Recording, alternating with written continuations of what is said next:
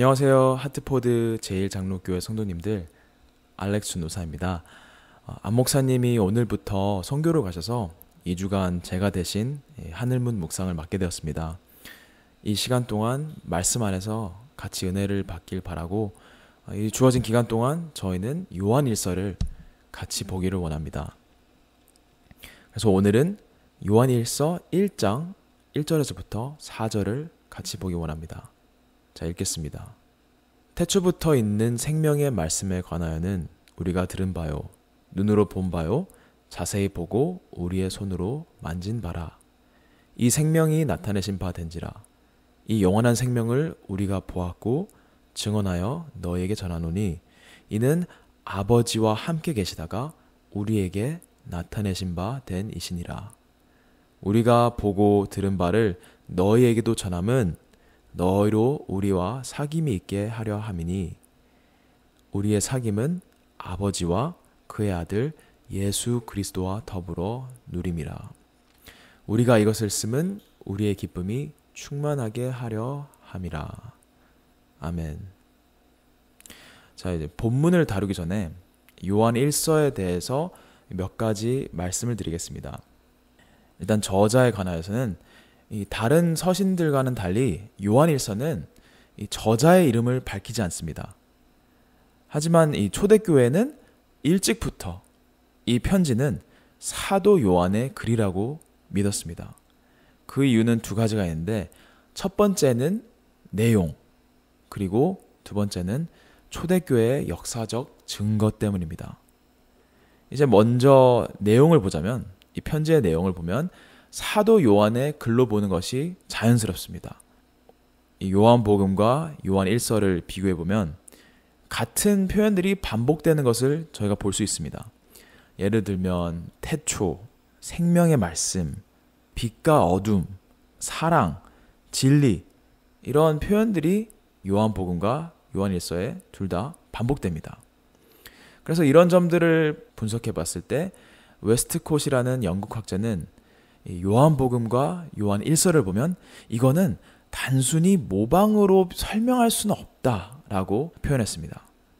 그래서 요한복음과 요한 1서는 같은 저자가 같은 진리를 다시 한번 다른 상황에서 새롭게 전한 글이라는 것입니다. 그리고 저희가 교회 역사를 보면 사도 요한에게는 제자가 있었는데 폴리캅이라는 제자가 있었습니다. 근데 이 폴리캅은 요한 1서를 인용하였습니다.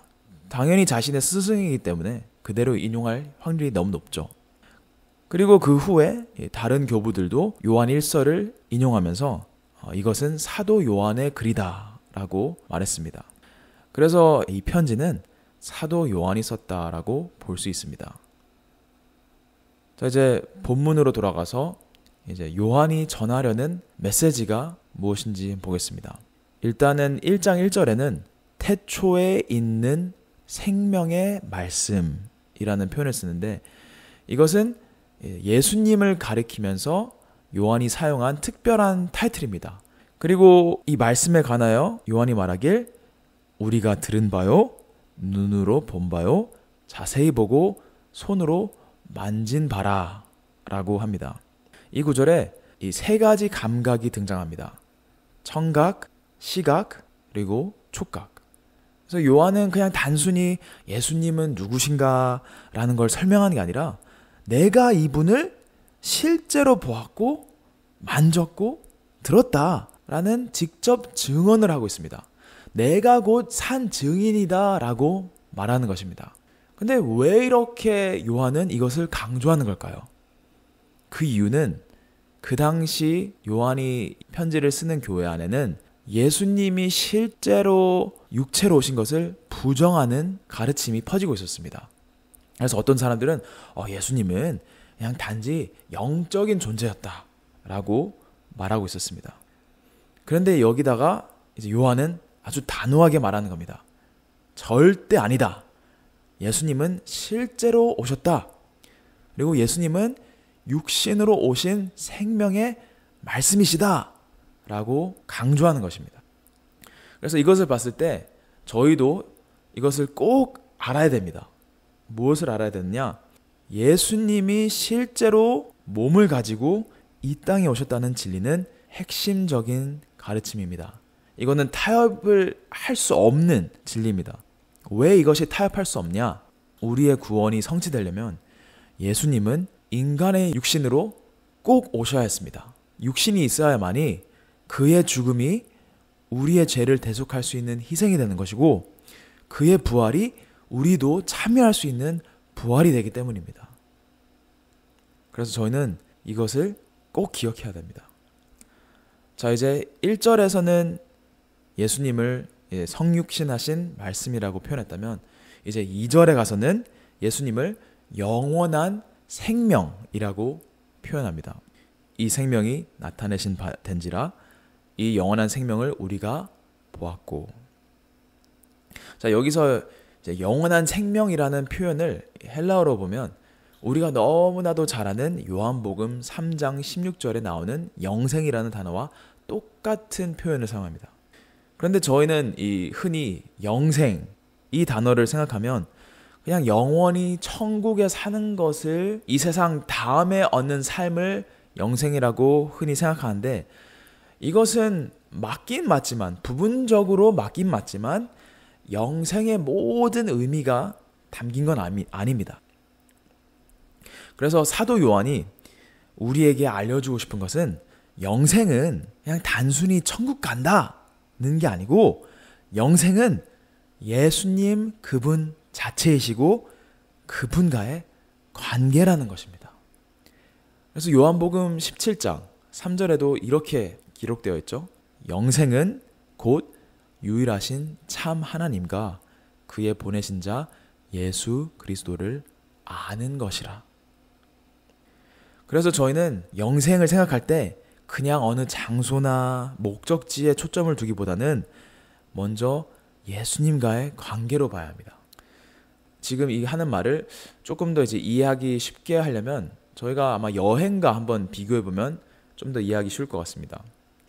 저희가 여행을 갔다 오면 이제 흔히 하는 말이 있습니다. 어디로 가는 것보다도 누구와 함께 가느냐가 더 중요하다. 이런 표현이 있죠. 예를 들면 이제 나는 하와이가 그렇게 가고 싶어요. 나는 하와이가 그렇게 가고 싶은 사람이라고 한다면 그런데 이 꿈에 그리던 하와이를 5박 6일 갈 수 있는 기회가 생겼어요. 그런데 조건이 있다는 거예요. 무슨 조건이냐?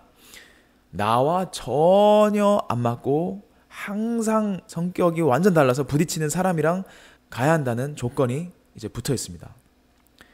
그러면 하와이를 간다 할지라도 나는 조용히 가고 싶은데 어딜 가든 말이 항상 많은 사람, 나는 쉬엄쉬엄 가고 싶은데 쉬질 않는 사람, 나는 일찍 자고 싶은데 늦게까지 밖에 있고 싶어하는 사람, 그리고 나는 계획을 철저히 만들고 철저히 따르는 걸 좋아하는데 계획에는 무슨 로망이 있냐라고 하면서 모든 것을 그냥 즉흥적으로 하는 것을 좋아하는 사람. 이런 사람과 하와이를 간다면 하와이는 지옥이 되는 경험을 할 수 있게 되겠죠. 근데 이제 이것은 여행뿐만 아니라 이제 연애나 결혼도 마찬가지죠. 이제 어느 집에서 어느 곳에서 사는 것보다 누구와 사는 게 더 중요하다. 한국의 가수 중에 SG 워너비라는 가수가 있습니다. 가수 팀이 예전에 살다가라는 유명한 노래가 있습니다. 근데 이 곡의 가사를 보면 이런 표현이 있습니다. 살아도 사는 게 아니래. 너 없는 하늘에 창 없는 감옥 같아서 웃어도 웃는 게 아니래. 초라해 보이고 우는 것 같아 보인대. 이 곡이 말하는 건 사랑하는 그 사람이 없으니까 존재하긴 하지만 전혀 생명이 없는 삶을 살아간다는 것입니다. 그런데 예수님 없이 사는 인생이 바로 그렇습니다. 아무리 오래 살아도 예수님과의 관계가 없다면 그건 진짜 생명이 아닙니다. 그런데 예수님과 함께라면 그분이 바로 영생이고 생명의 이유입니다. 그래서 저희가 영생을 생각할 때 꼭 기억해야 되는 것은 영생은 그저 영원히 사는 게 아닙니다.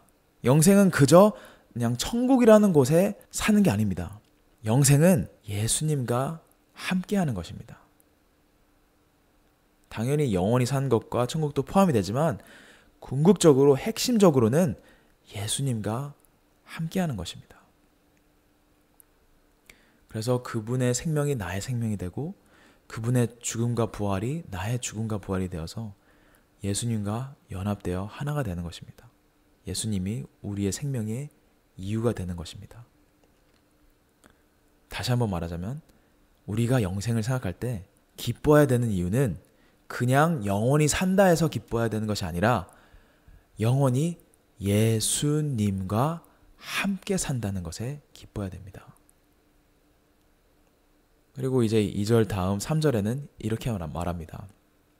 우리의 사귐은 아버지와 그의 아들 예수 그리스도와 더불어 누림이라.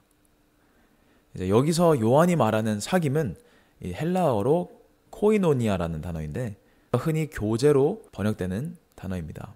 오늘날 우리가 교제라고 생각을 하면 그냥 교회에서 커피 마시고 도넛 먹으면서 얘기 나누는 그런 시간을 생각할 때도 있지만 요한이 말하는 사귐, 요한이 말하는 교제는 그것보다 훨씬 깊은 것입니다. 하나님 아버지와 예수님의 그 깊은 사랑의 관계에 저희도 동참하는 것입니다. 아버지가 예수님을 사랑하고 예수님이 하나님 아버지를 사랑하는 것처럼 이 교제, 우리가 참여하는 이 교제에는 저희도 그 사랑의 관계에 참여하여 하나님은 저희를 자녀 삼아 주시고 그리고 사랑해 주시고 저희는 하나님을 아버지라고 부르며 사랑하는 교제에 들어가는 것입니다. 그것이 요한이 말하는 교제 또 사귐입니다. 그리고 마지막으로 1장 4절에는 이렇게 말합니다. 우리가 이것을 쓰면 우리의 기쁨이 충만하게 하려 함이라. 저희가 복음을 더 깨달을수록 더 알수록 저희 안에는 이 마음속에는 기쁨이 넘쳐납니다. 왜냐하면 하나님의 진리를 하나님의 그 깊은 사랑을 더 깨닫게 되기 때문입니다. 그래서 하나님은 오늘 우리도 이 말씀을 통하여서 복음의 기쁨, 영생의 기쁨 그리고 교제의 기쁨을 누리기 원하십니다. 그래서 오늘 여러분도 주님 안에서 기쁨이 가득한 하루가 되시길 축복합니다. 기도하겠습니다. 하나님 아버지, 요한이 듣고 보고 만진 그 예수님을 우리도 성경을 통해 그리고 성령 안에서 더 깊게 만나길 원합니다. 예수님이 우리의 생명이고 영생임을 확신하게 하시고 그리고 저희가 빛 가운데 행하고 사랑하고 또 기쁨으로 영생의 삶을 살아가게 도와주세요. 그리고 주님, 저희 교회에 아프신 분들의 치유를 위해 기도합니다. 주님께서 말씀하시기를 믿음의 기도는 병든 자를 낫게 한다고 하셨습니다. 그래서 저희가 지금 믿음으로 기도합니다. 그리고 안 목사님과 권사님들이 2주 동안 다녀오시는 선교를 위하여 기도합니다. 그 시간을 통하여서 하나님께서 영광 받아주시고 복음이 볼리비아에서 더 널리 퍼지고 또 구원의 역사가 일어나길 기도합니다. 예수님의 이름으로 기도합니다.